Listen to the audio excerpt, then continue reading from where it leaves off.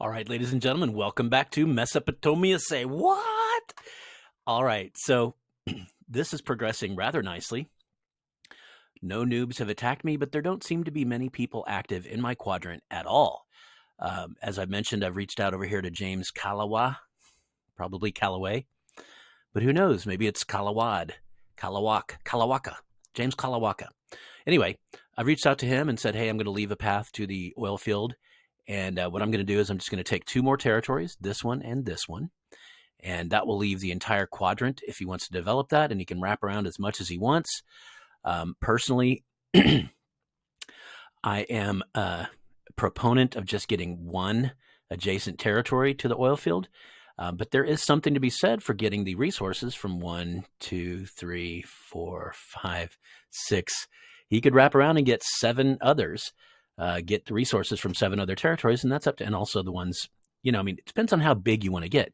Obviously, there's a huge benefit to getting larger, having more and more territories.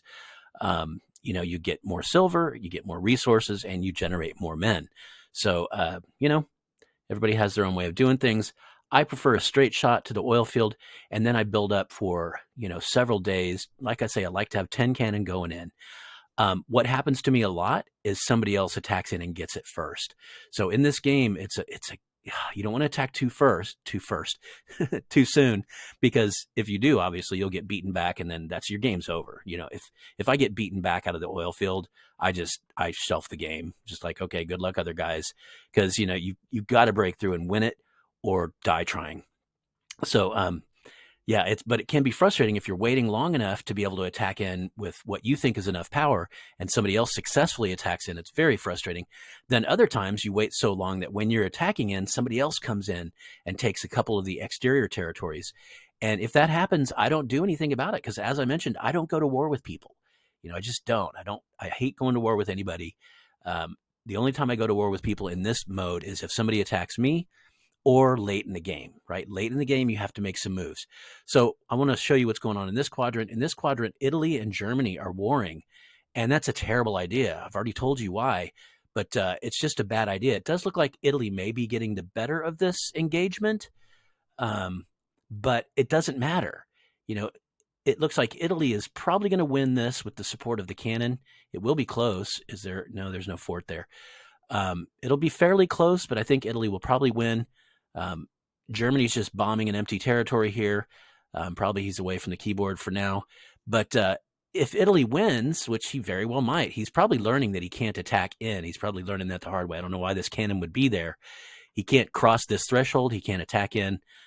He needs to move his cannon out to here and defeat the rest of the Germans, would be my thought. But it doesn't even really matter, because while these two are dicking around, France is making his bid for the oil field. It does nothing but, France is nothing but happy. Dress the Black over here is super happy about that. So he's also within one territory of coming up against the oil field, just as I am.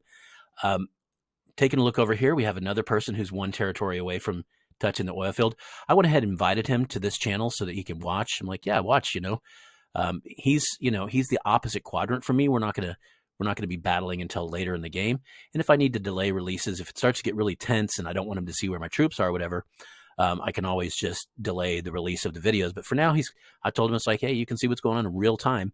This is, after all, day 4. It's about to turn to day 5, so I'll be building some railways pretty soon, using that silver to get at least 2 railways. Want to get those buildings so they can be done by the time it is time for factories on day 8. So this guy's doing great. Not only is he 1 away from capturing, but he has a lot of area. So whereas I just attacked in a thin corridor, he's also kind of attacking off to the side. Let's see if he's at war with anyone. If he's a pro, he's not. Yeah, he's not. And you can tell he's a pro because he's got a lot of territory taken, and he's spread out. Now, I worry about spreading out, frankly, because of the goddamn noobs. What's going to stop Mexico from attacking him? What's going to stop, who is this over here? Oh, this is a guy who came over from the other quadrant. Interesting. British East Africa is theoretically in this quadrant over here, and he's attacking over in this direction. So very interesting. There's some competitive stuff going on over here, but we can see the Emperor of Africa is definitely dominating this quadrant. Now, we have the lead player in the game right now, Fire Blaster, who I have been in touch with, and I believe he's watching these videos, and if so, that's great.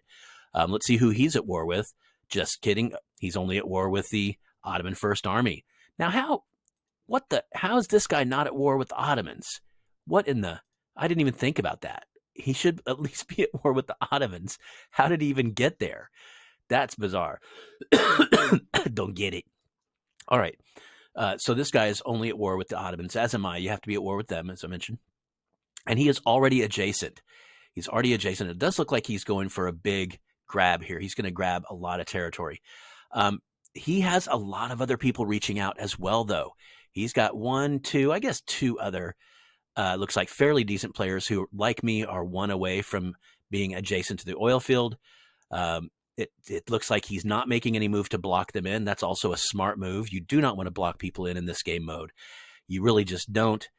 Even if you give them right away, don't forget it makes their troops travel at 2/3 speed. And if that's a cannon, then instead of going 25, he's going what, 16, 15, something like that, 16, 17. It's just not fun. It's not cool to have to traverse, even if it's allied territory that you have right away with.